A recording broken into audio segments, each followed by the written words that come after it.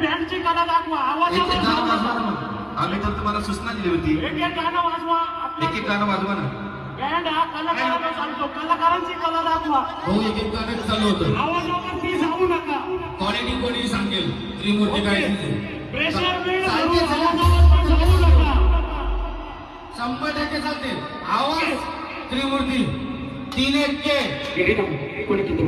चला एक एक गाणं होऊन जाऊ द्या बघू. हो, एक एक गाणं दाखवतोय. चला, त्रिमूर्ती आले.